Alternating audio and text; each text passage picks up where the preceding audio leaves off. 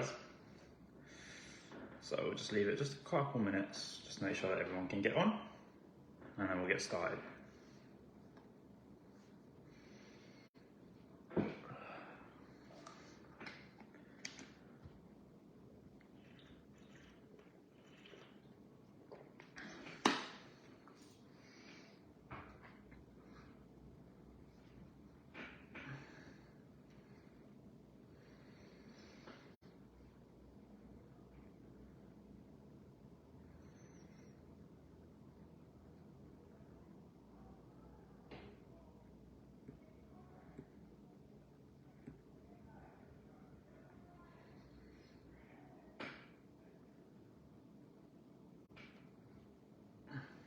Okay, then we'll get started.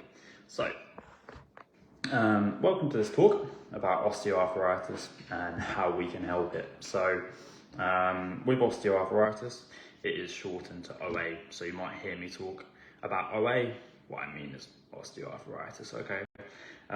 So basically we'll start with just what is OA. So it's a common condition that basically is it's where the cartilage in a joint, so at the end of the two bones in the joint, becomes damaged, okay? And it's something that will predominantly affect people over the age of 45, okay?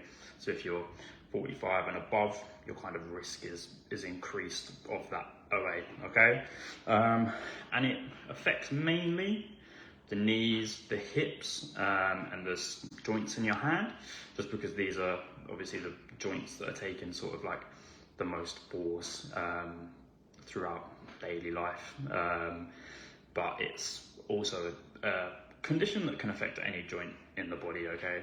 So what I mean when I say the big joints is, you know, our knees and our hips, when we're walking, when we're running, if we're strength training, you know, kneeling down to do some gardening, it's something that, you know, most of our force is going to be taken through those joints, okay? So it's a disease that's seen as degenerative, so it's where, you know, the cartilage is degenerating, and so that's something that, you know, that's why it's mainly affected in the knees, hips and hands, because it's those joints that are taking the most amount of force and used the most, basically. Okay, so what are the symptoms of OA? So the most common symptoms that we'll see in clinic can include stiffness, within the joint. So, you know, you'll find, you know, if you're going down to kneel down to do some gardening, you'll find you'll get some stiffness potentially in the knees or in the hips, okay? You'll get pain around that joint, maybe some swelling as well. You might find that, you know, those joints will click or they might lock, and these can be painful, but basically the symptoms are very individual, okay? So you might find that someone who has arthritis has some stiffness in their knee, but then you might find someone else who kind of doesn't have as much. So the severity of these symptoms as well, if you like, can be very different between two different people, okay? So that's sort of something that, you know, we really want to share, is that, you know, just because you might see someone who has more severe symptoms doesn't mean that it's not something that we can't help with, okay? And when we think about the causes and how you can suffer from OA, so there's no exact cause that has been found, but there's certain things that can increase your risk, okay? So one of these is injuries, so it could be dislocations, previous cartilage damage can lead to an increased risk. So you know, if you're playing sport as a late teen, early 20, and you suffer potentially, you know, a ruptured ACL, you could find that the knee is at increased risk of OA later on down the line. Also, overuse of the joint, so this could be following an injury or it could be in day-to-day life, so constant kneeling or high impact forces. So, you know, if you played a lot of sport in your youth, you could find that these could increase and will increase your risk of of OA. Like I said earlier in the video, your age, so it's predominantly affecting people over the age of 45. Obesity, so you know, if you're slightly overweight, you could find that because of the excess weight, that you're putting a bit more pressure through the joints, especially if you're looking for your knees and in your hips, and that could be another cause. Previous or existing conditions such as gout and rheumatoid arthritis can also lead you to an increased risk of osteoarthritis, and also family history. Okay, this may lead, so if there is some research out there that suggests that it could be due to genetics, and so it could lead you to having an increase. So if you've got a mum, a grandparent who has a brother, sister, who has OA, you could find that this may increase your risk, okay? So the next thing I kind of wanted to discuss is how it may present. So we've talked about the symptoms, so obviously the pain, the stiffness in the joint, maybe a bit of swelling, clicking, locking, okay? So these are all symptoms, but how does it actually show? So if you were to come into clinic, how do we decide that actually, yes, we think that this is something that you could be suffering from, okay? So again, we look for that swelling in the joint, and also it can come with redness in the skin. So if you notice you're around the joint, there's some swelling and there's some redness in the skin.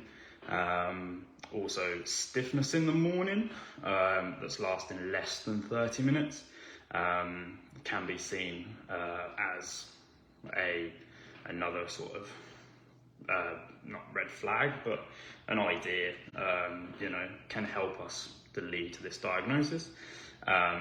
Pain on prolonged sitting or potentially resting. So, you know, if you're sat behind a desk at work, and you find that your pain is sort of, and you're sat there for a long period of time and your pain is coming on, that could be an identifier. Tenderness along the joint line, so all of you watching now, if you sort of, especially around the knee, you can feel, especially if that knee is bent, where like the middle of the joint is, and where the two bones kind of connect. So in that joint line, we tend to find, you know, tenderness in there specifically, and also a sensation called crepitus, okay? So this is the clicking or crunching within a joint, that can be audible, or you can feel it when you're moving that joint, can be another sort of indicator of OA.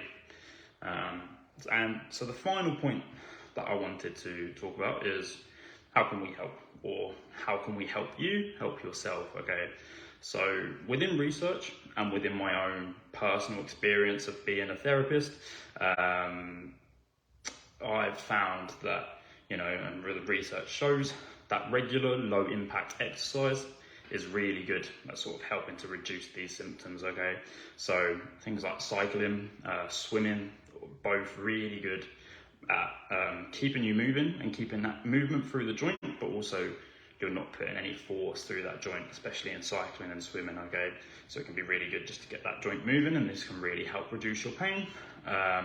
And then also some like low intensity strength training, okay? So it's a certain type of training that we call isometric, okay? And this refers to the contraction. And an isometric contraction is where the muscle is contracting, but it's not resulting in any movement, okay?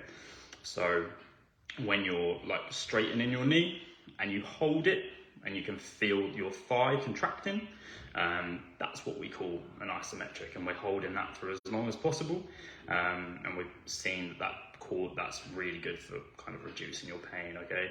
Also, another way that you can help yourself is, if you're overweight, losing some weight can also help reduce an individual's symptoms, okay? Because you're taking some of that extra weight that's being put through the joint, and this can really help to reduce your symptoms. OA, unfortunately, is not something that can be fixed, okay? But it is something that with regular exercise, and some of the things that I've just said, okay, it's something that can be managed and something that we can improve your symptoms, okay? So we can really reduce your pain, we can reduce some of the swelling within that joint, to really try and help improve your lifestyle and your quality of life, okay? So basically, if you've watched this video and you've identified some things in this video that I've said that you're like, well, yeah, actually, that's something that I struggle with, definitely give us a call, book in, and we can give you an assessment, and we can have a look and see if osteoarthritis is something that you're maybe troubled with, okay? Does anyone have any questions?